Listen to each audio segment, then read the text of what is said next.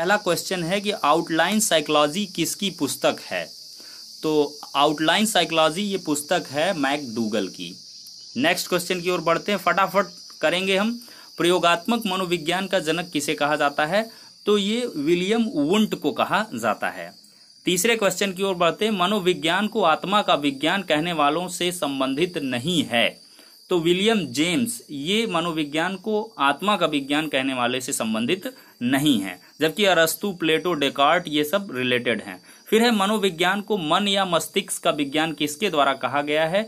ये पोम्पोनाजी द्वारा कहा गया है। फिर है विलियम वुंट ने 1879 में प्रथम मनोवैज्ञानिक प्रयोगशाला कहाँ स्थापित की थी। तो ये जर्मनी के लीपजिंग में स्थापित की थी। मोस्ट इंपॉर्टेंट क्वेश्चन है। फिर है किसके अनुसार मनोविज्ञान की सबसे संतोषजनक परिभाषा मानव व्यवहार के विज्ञान के रूप में की जा सकती है। तो ये हो जाएगा ए पिल्सबरी के द्वारा। नेक्स्ट क्वेश्चन जो होते हैं, मनोविज्ञान के द्वारा कौन सा परिवर्तन किया जाता है। तो ये उपर्युक्त सभी बालक को महत्व, पाठ्यक्रम में सुधार, सीखने की प्रक्रिया में उन्नति। अब नेक्स्ट क्वेश्चन 8वां है कि कली ने शिक्षा मनोविज्ञान के कितने उद्देश्य बताए हैं। तो कली ने कुल मिलाकर 9 उद्देश्य बताए हैं। फिर है मनोविज्ञान शिक्षा का आधारभूत विज्ञान है, यह कथन किसका है। तो ये कथन है स्किनर महोदय का। नेक्स्ट क्वेश्चन है संवेगों के स्वरूप के कितने लक्षण होते हैं। तो ये कुल मिला के 6 होते हैं। फिर नेक्स्ट क्वेश्चन है मनोविज्ञान को चेतना का विज्ञान कब कहा जाता है।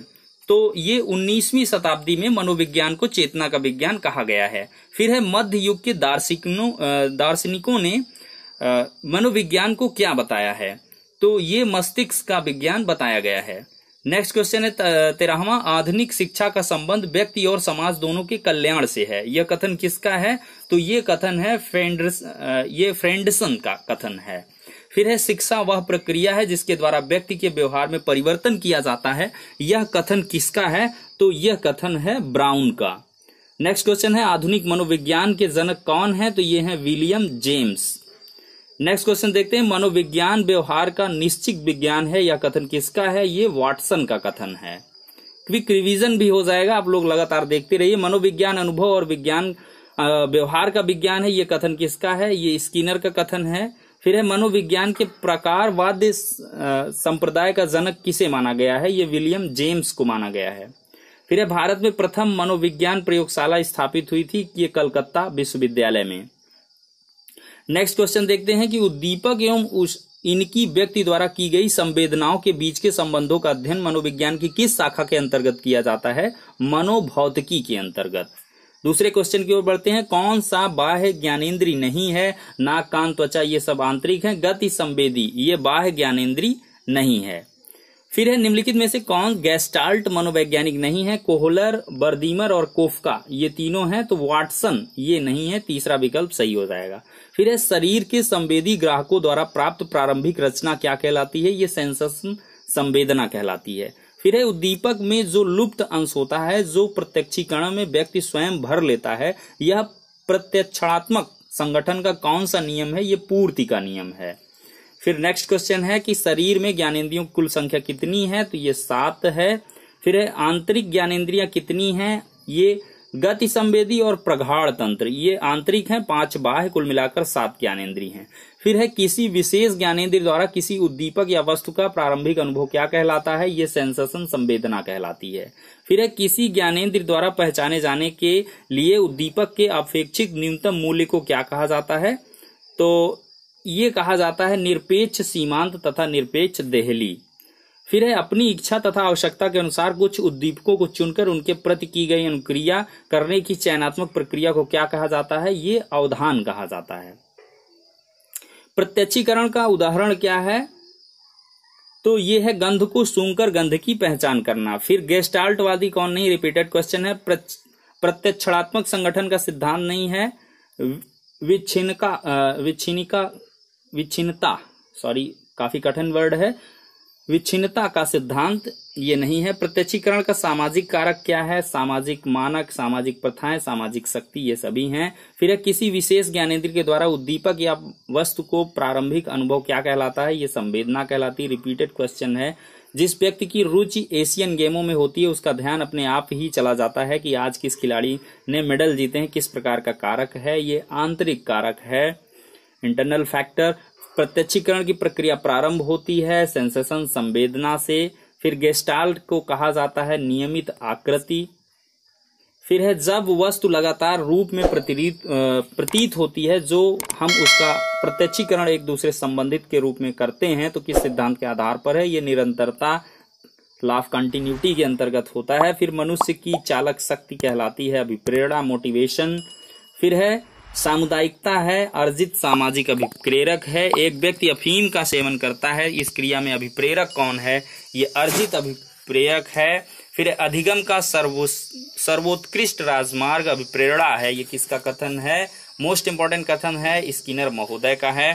फिर है शरीर में किसी वस्तु की कमी अथवा अधिकता से उत्पन्न होने वाली स्थिति का नाम आवश्यकता, नीड है। भूख व प्यास अभिप्रेरणा के संबंध में क्या है? ये चालक हैं। फिर है चारू एक IAS बनना चाहती है, इस क्रिया में अभिप्रेरणा या अभिप्रेरक क्या है? ये अर्जित है। फिर है मनोवैज्ञानिक क्रेच व क्रेचफील्ड के अनुसार अभिप्रेरणा उत्तर देती है क्यों का।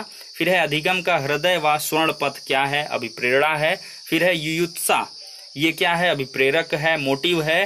फिर है एक पशु अपने बच्चे को मारकर खा जाता है, इस क्रिया में अभिप्रेरक है जन्मजात। फिर है अचेतन प्रेरणा मद व्यसन है, अर्जित व्यक्तिगत अभिप्रेरक। फिर है जो बालक जीवन में अत्यधिक सफलता की इच्छा रखते हैं, इनमें से कौन सी प्रेरणा पाई जाती है? उपलब्धि, अचीवमेंट, मोटिवेशन पाया जाता है। सिगमंड फ्राइड का सिद्धांत क्या है? मनोविश्लेषणात्मक सिद्धांत है। फिर है एक व्यक्ति एकांत में विश्वास रखता है, उसे कहा जाता है अंतर्मुखी, इंट्रोवर्ट कहेंगे। बाह्य प्रेरणा को प्रदान करने वाला तत्व है प्रेरणा, निंदा, पुरस्कार, ये सभी हैं। प्राथमिक कक्षा के विद्यार्थियों को अभिप्रेरणा प्रदान करने का सर्वोत्तम उपाय क्या है? नवाचारों का प्रयोग किया जाए। धर्मवीर अपनी इच्छा को संतुष्ट करने के लिए कार्य करता है, साथ ही उसे उस कार्य द्वारा आय भी प्राप्त होती है जिसका प्रयोग वह अपने जीवन निर्वाह में करता है। उपयुक्त परिस्थिति में अभिप्रेरक है। बाह्य अभिप्रेरक और आंतरिक अभिप्रेरक दोनों है। आंतरिक उत्तेजना का अर्थ मनोविज्ञान में लिया गया है प्रेरणा से। फिर है व्यक्तित्व, व्यक्ति के उन मनोदैहिक गुणों का गतिशील संगठन है जो उसका वातावरण के साथ अपूर्व समायोजन स्थापित करता है। मोस्ट इंपॉर्टेंट डेफिनेशन है आलपोर्ट महोदय की। फिर है किसी अरुचिकर कार्य को संपन्न करने हेतु शिक्षकों द्वारा विद्यार्थियों को किस प्रकार अभिप्रेरित करना चाहिए? तो छात्रों को समय समय पर सफलता व प्रगति का ज्ञान देकर। फिर भूख चालक है तो भोजन क्या है? उद्दीपन हो गया। वृद्धि और विकास क्या है? एक दूसरे के कॉम्प्लीमेंट हैं, पूरक हैं। शैशव काल में बालक का व्यवहार कैसा होता है? मूल प्रवृत्त्यात्मक होता है। बालक के सामाजिक विकास में सबसे महत्वपूर्ण कारक कौन सा है? ये इन्वायरमेंट है। जब किसी व्यक्ति के विकास के विषय में चर्चा करते हैं तो हमारा आशय है उसकी मैच्योरेशन, परिपक्वता से होता है। रीना हर समय अपने साज सज्जा पेटिका को कांच के सामने खड़ी रहती है। उसके जिस अवस्था में होने की संभावना है उत्तर किशोरावस्था में चल रही है। फिर है बाल्यावस्था की प्रमुख विशेषता नहीं है अंतर्मुखी प्रवृत्ति। फिर है व्यक्ति के शरीर में कद, भार आदि में परिवर्तनों के लिए शब्द प्रयोग किया जाता है अभिवृद्धि का। फिर है वैलेंटाइन ने सीखने का आदर्श काल किसे माना है? शैशवावस्था को। बालक का शारीरिक, मानसिक, सामाजिक, संवेदनात्मक विकास किस अवस्था में पूर्णता को प्राप्त करता है? किशोरावस्था, एडोलेसेंस में। फिर है सामान्य बुद्धि बालक प्रायः किस अवस्था में बोलना सीख जाते हैं? 16 महीने में। किशोरावस्था में बालकों में अपराध प्रवृत्ति के जन्म के कारण हैं निराशा, नए अनुभवों की इच्छा, असफलता, ये सभी हो सकते हैं। शैशवावस्था के 3 वर्ष में बालक का शारीरिक विकास होता है तीव्र ढंग से। निम्नलिखित में से विकास का सिद्धांत कौन है? परस्पर संबंध का सिद्धांत, समान प्रतिमान का सिद्धांत, क्रमबद्धता का सिद्धांत, ये सभी डेवलपमेंट के सिद्धांत हैं। फिर है बाल्यावस्था में बालक दृष्टिकोण अपनाना प्रारंभ करता है, यथार्थवादी दृष्टिकोण। फिर है काम भावना की परिपक्वता के उदाहरण है बेचैनी होना, नाखून चबाना, बार बार आंचल लपेटना, ये सब काम भावना के परिपक्वता के उदाहरण है। फिर है संवेग से संबंधित कुछ क्वेश्चंस को देखते हैं। संवेग क्रियाओं का उत्तेजक है, ये कथन किसका है? गेल्डार्ड का। क्रोध, भय, डर, खुशी आदि हैं, ये संवेग हैं। फिर है संवेग के संबंध में असत्य कथन कौन है? कोई नहीं, सभी सही हैं। संवेग में अभिव्यक्ति व्यवहार होता है, संवेग में आत्मनिष्ठ भाव होता है, संवेग एक जटिल अवस्था है, सारे कथन सही हैं। हृदय की गति, रक्तचाप, श्वसन गति आदि उदाहरण हैं दैहिक परिवर्तन के। भालू देखकर बच्चे के डर का कारण क्या है? संवेग है। फिर है भालू देखकर बच्चे की दैहिक प्रतिक्रिया कौन सी होगी? भालू देखकर भागना। फिर है सकारात्मक संवेग के लिए मस्तिष्क का कौन सा भाग उत्तरदायी होता है? बायां भाग।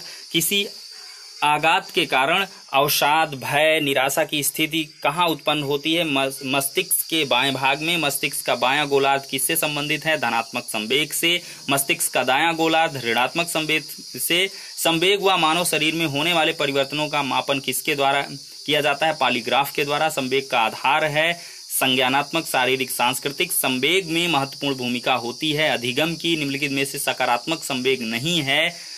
ये खुशी, परानुभूति, आशावादिता, आभार, ये सभी सकारात्मक संवेग के अंतर्गत आते हैं। इसमें से कोई नहीं विकल्प सही होगा। निम्नलिखित में से नकारात्मक संवेग कौन सा है?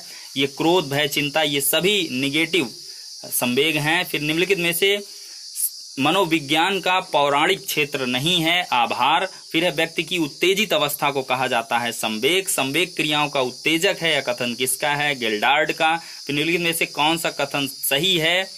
सत्य कथन है कि संवेग, ये रिपीटेड क्वेश्चन है, संवेग में होने वाला दैहिक परिवर्तन नहीं है। हृदय की गति, नाड़ी की गति, श्वसन की गति, इनमें से कोई भी नहीं दैहिक परिवर्तन नहीं है। फिर है जब कोई बच्चा भालू देखता है तो वह भागना प्रारंभ कर देता है और तब उसे डर महसूस होता है। इससे भालू को देखना ये क्या है? एक इवेंट है, घटना है। मनुष्य में नकारात्मक संवेग नहीं है।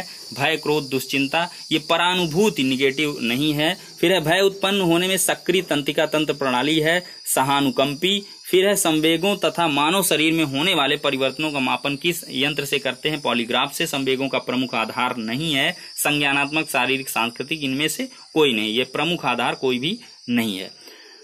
तो कुल मिला के देखिए, संवेगों का प्रमुख आधार नहीं है, तो ये सारे के सारे हैं संज्ञानात्मक, शारीरिक और सांस्कृतिक, ये संवेगों के प्रमुख आधार हैं। इस वजह से इनमें से कोई नहीं विकल्प सही होगा। तो कुल मिला के 100 से भी ज्यादा मोस्ट इंपॉर्टेंट जो भी क्वेश्चंस थे हमने फटाफट तरीके से डिस्कस किए हैं।